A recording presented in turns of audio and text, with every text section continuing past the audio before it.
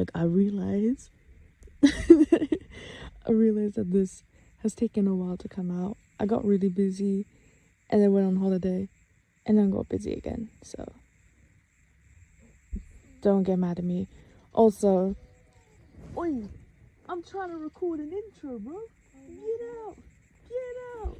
Also, thank you for almost 1k subscribers on this channel. That is insane. All my days. I love you guys. Okay, back to the video. I am I am rusty. I am very rusty. So I'm trying a new thing out where I have a little character thing in the corner. It's meant to be me because I think it's funny. Anyway, it's been like what, a month, 2 months, I don't actually remember, but since the last video, and I think it's time to do another one. I got really busy. Okay, this one I think might be shorter depending how much rambling I do, but this, oh shoot, I just like proper smacked my mic. This one's more simpler. I say that, but watch me overcomplicate it. This is just the basic null slides. You know them like slides that I do where it goes from one thing to another, but it looks like one big ew, what's that? It's basically like your standard null slide, but you merge 2 of the clips together. So, oh my god, go away, no one cares. So that when it does the slide, it looks like it's just one huge thing, as if the camera was turning around. I'll be teaching that. What do I need to actually put in position? So that whole premises is basically just like your regular null slide that you see, which I'll quickly, let me quickly show you what I mean. So show you what that is. So the null slide is when you get your 2 clips or assets. I'm just gonna use Aubrey because that was the first image that was in my folder. So you have your thing, and then you want to slide, let's say, like another photo of your other favorite celebrity. So hold it. I'm just gonna adjust these to size. Oh my days! The cars are mad loud, yeah? They are so loud today. So I'm just gonna size these to the project comp. So you have your 2 photos here, right? So what you then want to do is literally just take one of the photos and just put it to like there. You just take your 2 assets and just have one of them next to each other. You then pull up a null object, which you can go to layer new or null, or you can use Control-Alt-Shift-Y, which is what I use because I like using keyboard shortcuts. I don't know what it is on Mac because I don't work with Mac, obviously. And then you just get your 2 photos, and then you see these, it's like wiggly thing. Yeah, this is the whip. So you want to click and hold it so you get this blue line, and then you put it to the null objects. So now you see that these have turned from none to null one. So whatever you do with the null object, it will control both of the assets as so. Once you have your assets to the null object, you can then just keyframe your position. So go here, just move that right across, and then you and then you can graph this by, you need to separate dimensions since we are working on position a bit. Right click position, separate dimensions, and that separates your X and Y like I discussed in the last video. You then highlight, press the graph editor, and it brings you up to this thing. You go to the position you keyframed. I did only X, so I can honestly just remove that. I only keyframed the X position.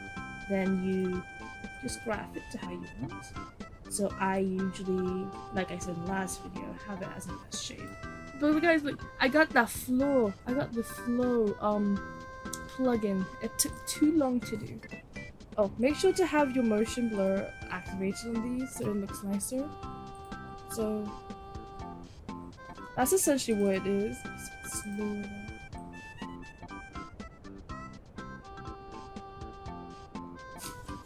So this is the basic null slide that you see a lot of people do. I think a lot of people do it for transition, like their transition edits. I know some people do this when they want to for an intro on like basic velo edits, but that's the basic null, the null slide. What you can also do is also a slide down or a slide up on the y-axis as well. So I'm just gonna position this to where I want. I want this under this like this. So we're just gonna. So then we just parallel to the null object. And then when you want to do your slide down, what I actually suggest to make it a lot smoother is don't line up the keyframes of the X and Y. So you get your Y position and you just move it back a bit, right? Because what essentially these null slides do is mimicking camera movement, as I again addressed in the last video. So instead of going like left to right and then straight down or up, what I suggest is have your keyframe for your Y position like back here, not in line with this, but like quite offset, and then you do the slide down like so. I'll show you the difference later.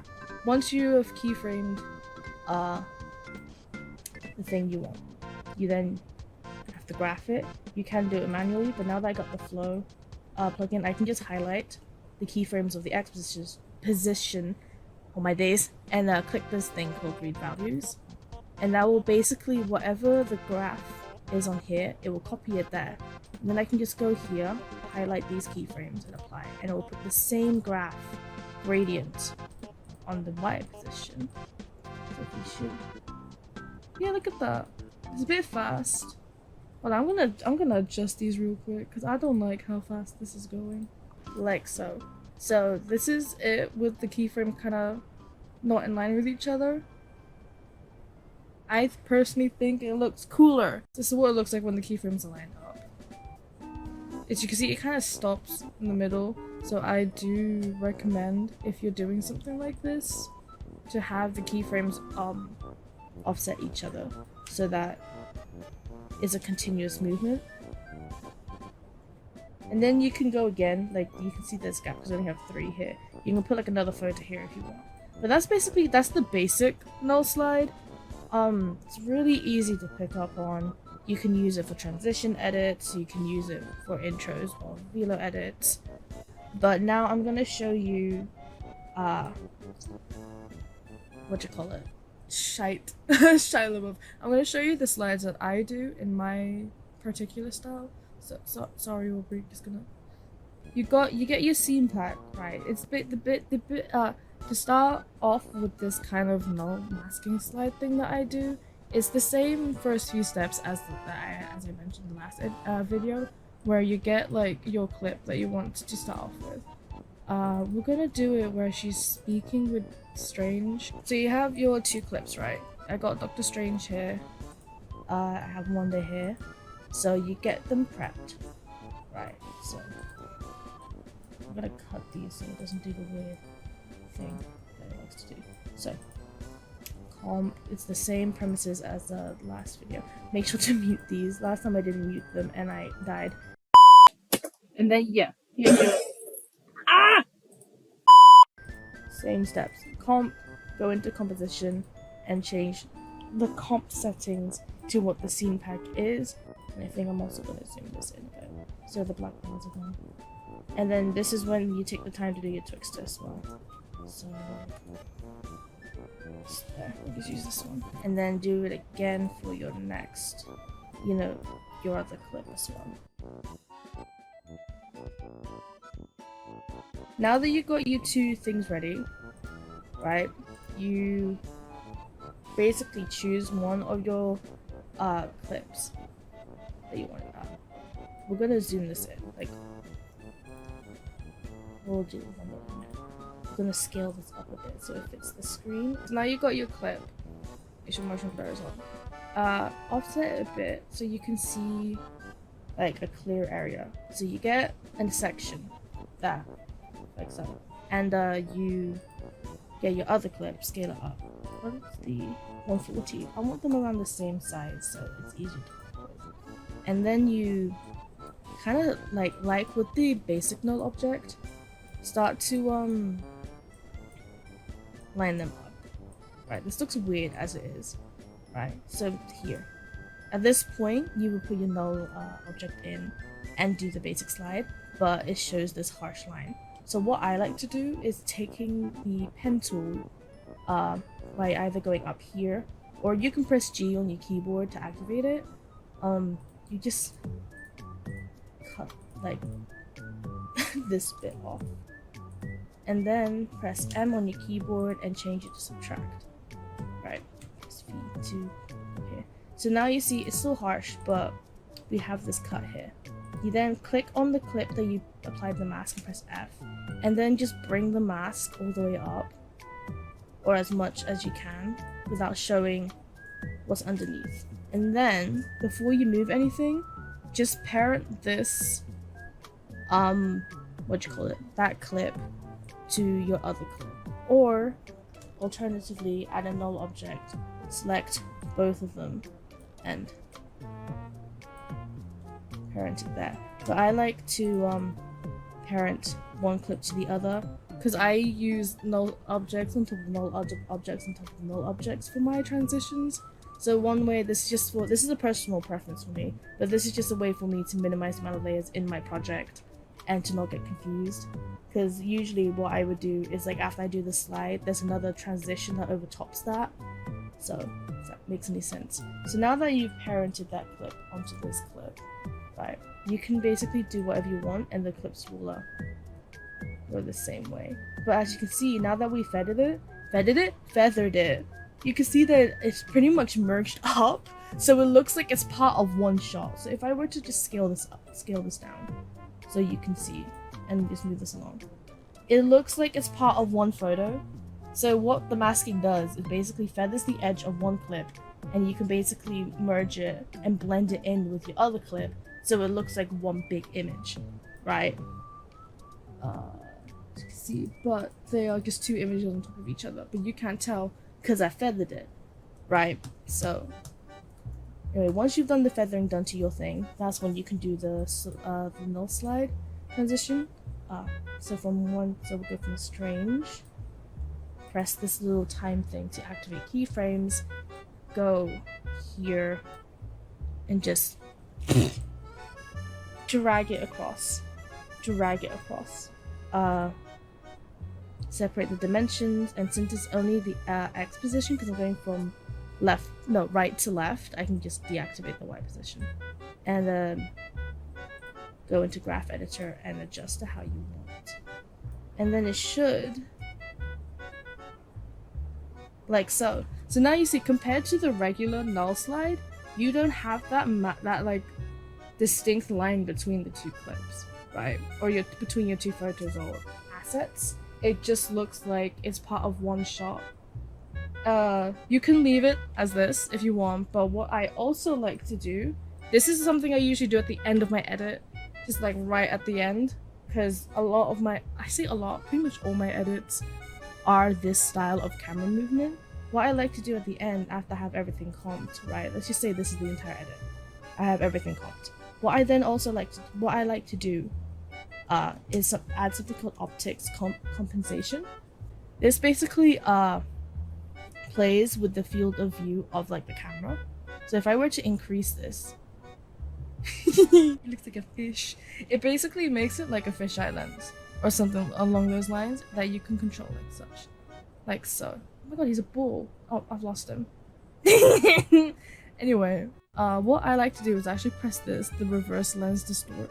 And what basically that does, it reverses the effect. So instead of it curling onto its, I don't know how to explain it. instead of it like folding into on itself, it more warps the edges, so it almost like extends them, like so. So it makes it like that concave shape. So you know, this sounds like a physics lesson now. You have convex and concave, where the shape of it is like a cave. So I have drawings on here somewhere explaining what I mean, but basically it distorts the edges so it kind of stretches them out. But what that does, I usually put this around 30. What it does is that it kind of makes, instead of the slide being a linear thing, it kind of gives it the illusion that it's curving. Because when you have actual camera movement, you don't. When your camera is turning, oh my days, shut up. Thank you.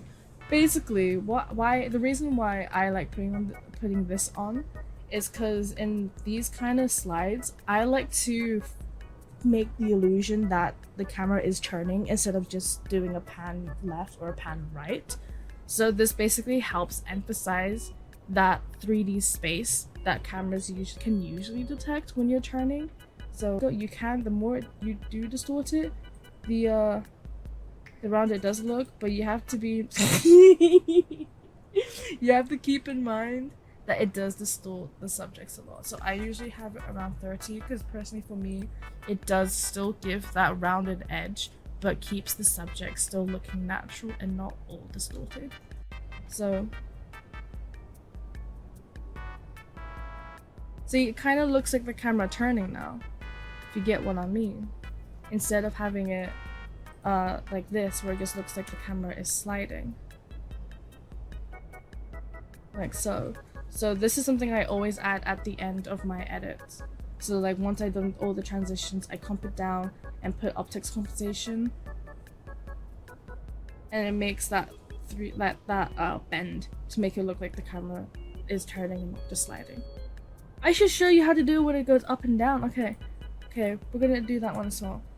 I think maybe a good example to show you is the one with camera touch, because what essentially these kind of transitions are is finding clips that if you were to take the frames and put as a jigsaw puzzle, they would somewhat fit quite nicely, like so. So I'm gonna get this clip, and we're also gonna get the clip where she first appears. So around here. This is like an actual transition I did in one of my, not most recent, but one of the recent edits. So again, prep your clips by doing the whole lot that I showed you earlier. Now that you got like your 2 clips ready for this slide up and down, what you then need to do is, it's the same thing as what I showed you earlier. Just position where you want the slide them to be. So I'm gonna have it going from Wanda to down here. Now the reason why I say it's like a puzzle piece is because when you want to do these kind of transitions, you need to find clips that kind of merge together. So as you can see, we have the top of one of the buildings here, and we can also see one of the tops of the buildings here. So what then I like to do is, again, you have to mask it. So I'm going to turn the opacity down so I can see what I'm doing. So like there. There's like barely anything.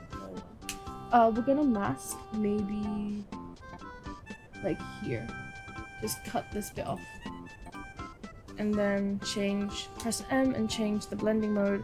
No, change the mask type to subtract. So we get the clip back. Press F and feather. Like so. Now I can bring the opacity back up because I don't want to see it underneath. And then you just reposition where you want this to go.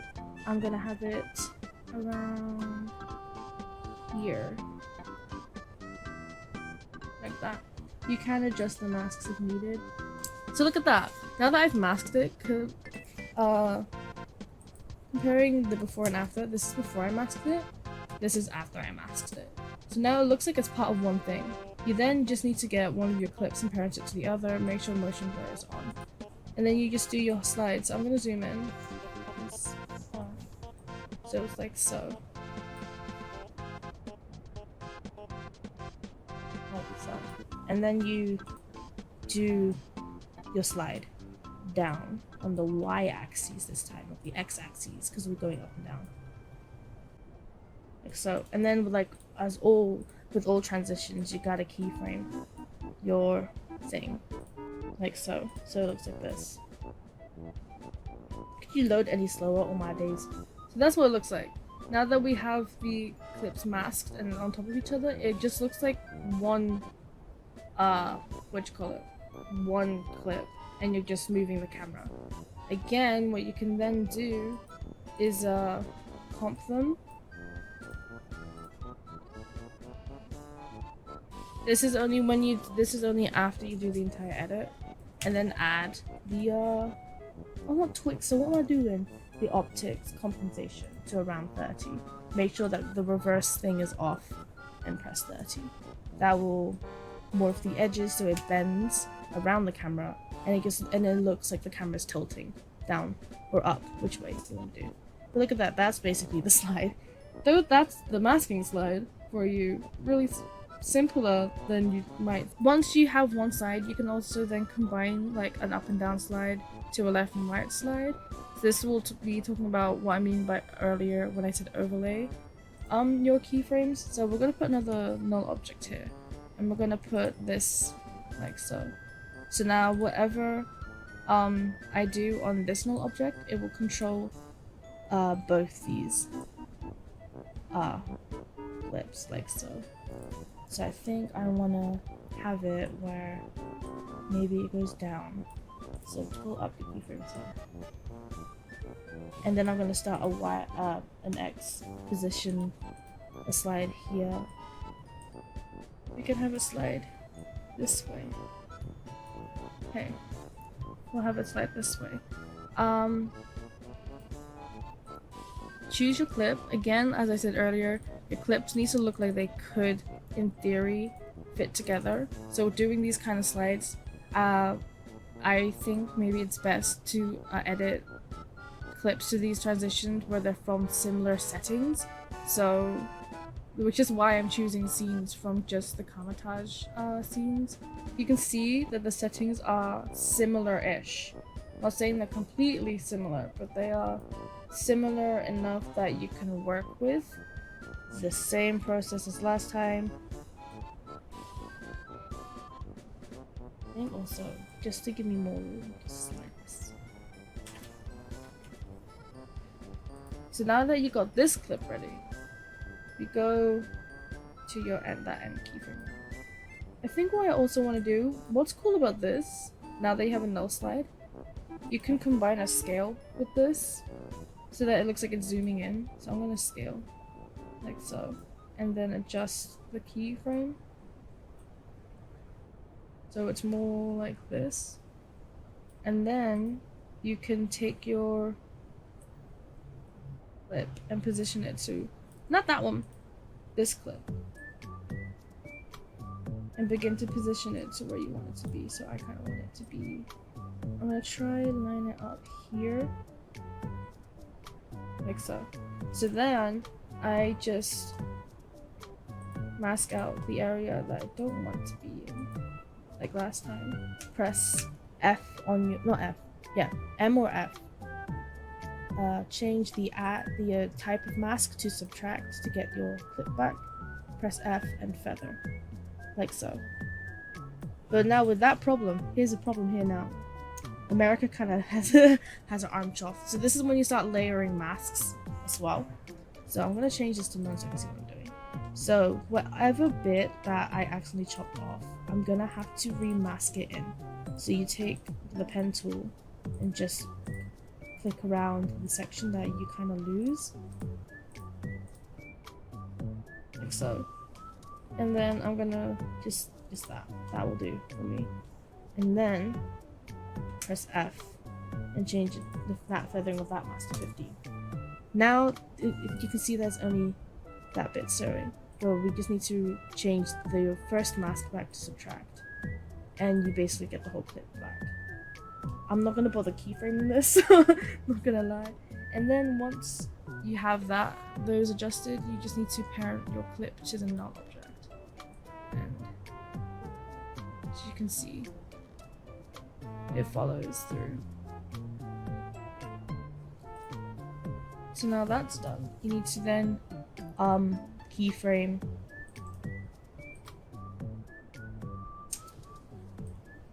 and graph these keyframes. So as I scroll through, you'll see what I mean. I scroll through, it starts from one to up there, it goes down, and this is why we offset our keyframes instead of having them in line with each other. As it's slowing down from that first one, I think I'm just gonna change the graphs real quick to this. As it's still going down from the first transition, it begins next, so it looks more natural, and then it turns, and now it should go to America Chavez right here. So you can see here, this is something I forgot to tell you about. I haven't activated motion blur yet. You can see the clipping of the clip here. So what you can do to fix this is add motion tile, right? Since it's only affecting the bottom and top, I don't want it to affect the sides because that's why I mask. I'm just going to click mirror edges and change the output height to 120. So that, as you can see, now that I added motion tile, it has extended the clip and has hidden that empty space. So if you were to scroll through, it just looks like she's standing there. But obviously make sure that all your motion blur is activated. So now that if I were to play through it, look at that, it just looks like one clip. I'm gonna actually see if find the same graphs do the trick. It does, and I think I'm gonna offset it so it begins in the middle. There. So that's the combination of slide modes you can do with the zoom. So this is what I mean when I mean combining transitions. You get this move, and then once again, you can then add after you do your entire edit, add optics compensation like last time. Reverse it and maybe around 30, and it should look like this. See, instead of it looking like it's just sliding, it does look like the camera's actually turning and moving, and that you as the viewer are moving throughout the edit rather than the edit just sliding up around the place. So that's basically the slide transitions I do, as well as a brief explanation on how to combine the transitions together. This is probably the shortest amount of time I've spent filming, or yeah. This may seem confusing at first, but it's really all just about trial and error because it's up to you as the editor how you want it to look. But yeah, this is my brief explanation on my slide transitions that I like to do. Anyway, I hope you find this helpful and informative in some way. Let me know what else you want to learn. I think my next one, I'm gonna take a break from transitions and maybe do a video about different ways of doing text, right? Because there are some fun ways of doing text, right? Maybe then I'll also include how I do my swirly text, if you guys know what I mean. The one that moves around the people, that you can incorporate in these kind of transitions. And how to do text animation and stuff. So maybe that'll be the next video. Anyway, comment down below any other stuff you want to know, and I will try my best to film them. Subscribe if you want. Yeah, it will really help out the channel if you subscribe. And I still suck at outros. Anyway, thank you for watching. Subscribe, comment down what you want, and I'll see you in the next video. Bye.